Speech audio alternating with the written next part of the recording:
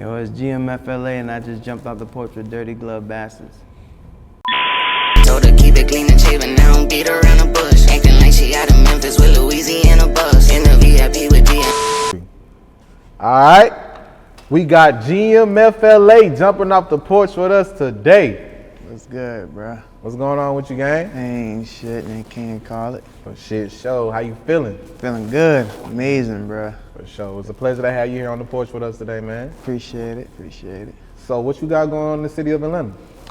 Shit, I'm here, fucking with Akiio the Plug. Hey, he the GOAT. If you want to get to that next level, tap in with him. Just dropped the song with Boosie artist Tycho, 44, so that's what I'm doing right now in the A. For sure, you working? Yeah, that's basically, yeah, working. For sure. So how would you compare a city like Atlanta to your hometown of Savannah, Georgia? Just more busy. Like, Atlanta busy, man, all that traffic and shit, and then, but I think it's easier too to get put on. Like where I'm from, ain't too many people get on like that in the music game, in the rap game, ain't too many people. I mean, we had like Camouflage, but he got killed. Quando Rondo made it, but other than that, ain't too many people. Why you feel like it's not as many people coming out of Savannah? Stuck in the streets. Nobody really taking music serious like that, or they'll take it serious, but they still get sucked into the streets. You gotta kind of move away if you want to do it. Yeah. Yeah, it's just kind of treacherous down there, so that's why. So how would you describe like your upbringing and shit out there? Upbringing was good. I mean, see, cause I started off in South Carolina. Then like when I got to like 8 years old, my parents got divorced. My mama moved to Savannah, a city called Garden City, and she took me and my little sister with her, and so shit, we moved to some apartments called Chatham City Apartments. And we kids, so we not knowing no better. We don't know you don't know your situation when you're a kid. So goddamn, it was pretty much like 8 of us, cause we had to move with my aunt, 2-bedroom apartment with 8 kids. But I mean, we had fun. Shit, we ain't know the difference. We didn't know we was living bad. We thought it was you kids, you think it's good. Yeah. They say if you ain't grow up with your cousins living with you, your child there you was go. lame as fuck. There you go. Real spill. So at what point would you say you realized the streets ain't safe? You know what I'm saying? The streets real. To be honest, young, but you're a product of your environment too. So it's like, I won't even say not safe because you feel safe in your hood. Exactly. Yeah, so I don't even know how to answer that question. So I'm gonna say like 19 was when I started getting focused on paper. That's when I knew, okay, all the other dumb shit ain't worth it.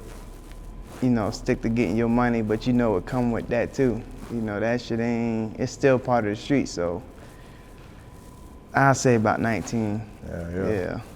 So when would you say you jumped off the porch? Ooh. Shit, I'm gonna say my mama should have never took us to Savannah in the first place, bro. Young age, man, we was doing wild shit at 8 years old. But I'm gonna say when we really start being in the streets, I'm gonna say like 13, cause that's when I was like taking my older sister car and shit, stealing her car when she going to sleep and shit like that, riding around the city doing shit we ain't got no business. Wow. You ever got caught taking your sister's car? Never. To this day, she gonna find out now. Never. She ain't my oldest sister, but she the middle child. My sister Keisha, to this day, she had never known. How we did it was so crazy because she stayed across town. Bro, we used to literally like pay $1, catch the bus, she stayed in the projects downtown, take the bus to her apartment, get in her car, and take that shit for the night and bring it back in the morning before she go to work. So how the hell you get the keys? My cousin had the key, so my other cousin, he a little older than me. He had the key because she would let him use the car sometimes and shit like that. So he went and got a key made, but we still wasn't old enough to drive and shit like that. So he got the key made, so then we started going to take her car at night.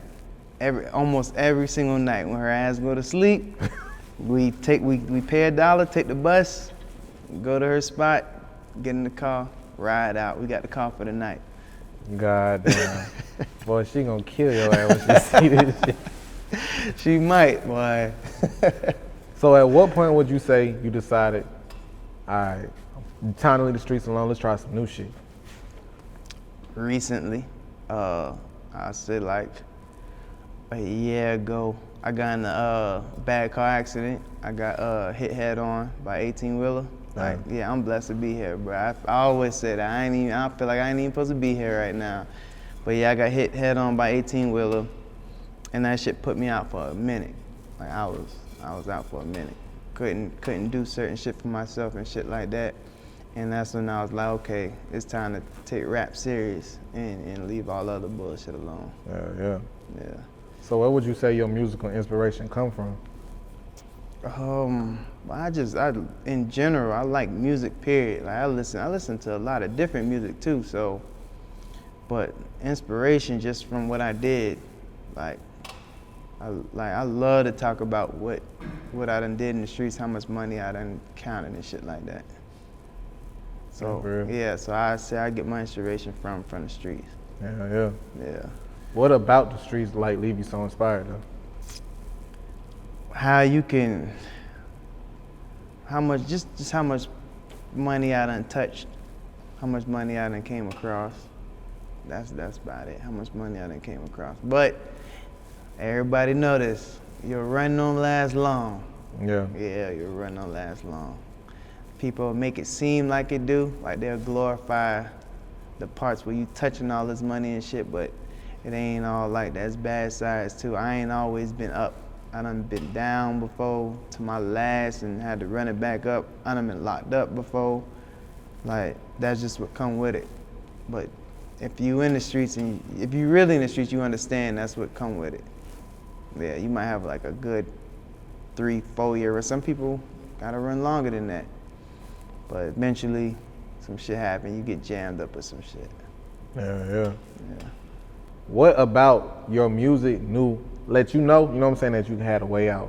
Like, all right, this music shit could really work. I don't have to do this, you know what I mean? Like, yeah. I can rely solely on my music. Like, when would you say you just dived all the way in with it? Oh, 2000, I think it was like 17. I think like 17, I put out a mixtape, and everybody was rocking to it. Everybody was jamming that shit. So I was like, okay, I got to keep going with this shit because everybody vibing to it. So then after that, I kept putting out music, but I wasn't taking it as serious as I should have been. I felt like if I was taking it as serious as I should have been back then, I'd have been out of here already. I would have been off the porch already. What is it that you want people to know and hear from you when you make music? That is all real. That I ain't telling y'all nothing that I didn't do and I wouldn't, but at the same time, take your own route. Don't, cause like I said, a lot of this shit fabricated. So don't just listen to an artist and think, oh, he just got on, or he was in the streets and he was a millionaire. It don't work like that. Shit don't go like that. But for the most part, yeah. If I say that my music, yeah, I did it. It's real. Why do you think it's important to have an authentic music career versus a fabricator? Some shit just ain't believable. Yeah. Like, especially when you done did it, like, especially nowadays, I get it. You know, the drill music is what's popping right now. But if you can't possibly believe these boys just running up just off and shit and that's just how they living. 100 bodies and shit like that. And then you got the trappers that's saying they moving truckloads and shit like that. If you moving truckloads, bro, you ain't rapping. Why would you? I know I wouldn't. I ain't about to rap when I'm doing some shit like that. I ain't trying to catch no case. Why you think the fabricated shit be more believable than the authentic shit though? Because nowadays, a lie, as long as social media believe it, become the truth. Like the truth is social media these days. If it don't matter if it's a lie. If the internet believe it, that's what's true. So that's what it is. So how do you remain in reality versus the social world? You know what I mean? Like not believing so much of what everybody else is saying is, you know what I'm saying, real. How do you remain authentic and true to your morals and your principles? Because I done did it. So I know what's real and what's not. I done did it. I done been there before. But not only that, I ain't no social media guy. I'm only on social media because of the music. Like I ain't have an Instagram for the longest, bro. I was forced to get like an Instagram. Like I don't fuck with social media like that. You had a MySpace? No. Bro, my first social media was a Facebook. Then I had a Damn, Facebook. you was late. Then I had that Facebook for a minute, bro. And then they told me I needed an Instagram, so I made an Instagram around the time where I dropped my first mixtape. I think back in 2017 or some shit like that. I ain't even got a Twitter, bro. Damn, I fuck with Twitter. Nah, you gotta get Twitter, bro. Twitter. I need a Twitter, man. Twitter way better than IG, bro. I'm telling you. Yeah? Yeah. I gotta make one. So how would you describe your transition into social media? You know what I mean? I don't even. I post, but I watch what I post. Like you got some people but this one thing I learned though, the people that's posting the most of the time ain't got nothing going on. Cause they gotta make it look like something. They gotta fool the eye. But I post cause I gotta post, but the transition wasn't really too hard. And then you know I got Q helping me and shit like that. So, For sure. So shit straight. Ain't too hard. For sure. Yeah. So how would you describe your single Workin? Talk about the creative process and how that bitch came together. All right. So I did that song a while ago. I don't even remember when I did that song. I think I did that song like 19. And I shot a video for it and shit, but like I said, I wasn't serious yet. I was just doing shit. And I linked up with Q, and he got a hold of it. He was like, "Hey, bro, you gotta push this record. Like, we gotta shoot this video for it." So I said, "Bet, let's shoot another video for it." I already had the concept, so I used the first concept I already had. So my first concept was basically, I'm talking about trapping, but I don't want to like show that. I want to show working. So my first concept was me at a mechanic shop, got a bunch of cars rolling in and out. Look like I'm working on their cars, but I'm really putting that bag in the back seat. So Q loved that concept, so we stuck with it. Only change was we used merchandise this time. And so between me and Q, we came up with the creative process. That's hard. Yeah. So how do you feel the single was received? Like it's supposed to. Oh, okay. Yeah. Like if you watch it, you're gonna see the merch, but you know what it really is if you listening to it. Yeah. Yeah. What about Light TTG? Man, I fuck with that all the way. That was me and Tycho went to we was in the studio, he came up with the chorus. We was in the studio the same day he came up with it, but we ended up recording verses 2 different times. But that video movie, bro, that's all raw footage. Like, it ain't really no light camera action. Like, it ain't a few parts, but the rest of it is live footage. That's just us. That's just us having doing our thing, and it's on camera and got chopped up and put in the video. How do you feel like making a video that got a concept versus showing the people the real raw you? Like, you know what I'm saying? Like the running guns versus the treatment videos? Oh, I don't got a problem with it, really. I fuck with it. Like, cause that's one thing about it. Yeah, the real me is one side, but I feel like I can pretty much make a song about anything. And do both on type Yeah, shit? I can do both. Like, That's real. Yeah, so I can do both. Yeah. What is it that you would say you want most from your music career? Money. Hey,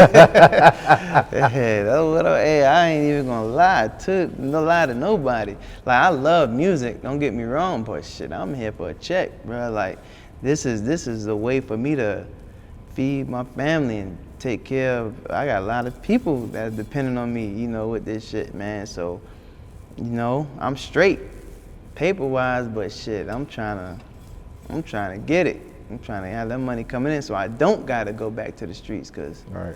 shit, this is my way out. Facts. Yeah. So what type of other business venue or revenues would you say you want to dive into? I won't say I want to dive into, but see, I'm the type of person where I'm gonna eat regardless, right? No matter, like, that's what I'm gonna do. But everybody else around me, like people, my day ones, I want to know, like, okay, I got a cousin that's a YouTuber. Right now, as we speak, we working on getting his channel to where he can start making some revenue off of it. I got another partner who a chiropractor. We working on getting him his own chiropractic firm and shit together, like shit like that. So I'll dive into different businesses, but mainly the ones my partners around me want to do. And the dogs too, Frenchies and shit. Okay. Yeah, I want to get into the Frenchies. And as far as flipping houses go, I'm already into that. So I won't say I want to dive into it because I'm already doing it. Yeah. Yeah. How'd you find that source of income? Crazy, man. So me and my homeboy, we was already like dabbling into shit like that, and then we met this dude from Miami. He live in Miami, but he be in like South Carolina all the time. We met him in South Carolina and just chopped it up with him one day, and then shit just kept getting further and further. Kept talking to him, and he basically showed us the way, like, this how you do it. So that's how I got into it, meeting the right person. That's real. Yeah, and when you meet the right person, you better capitalize. Right. You better capitalize on it.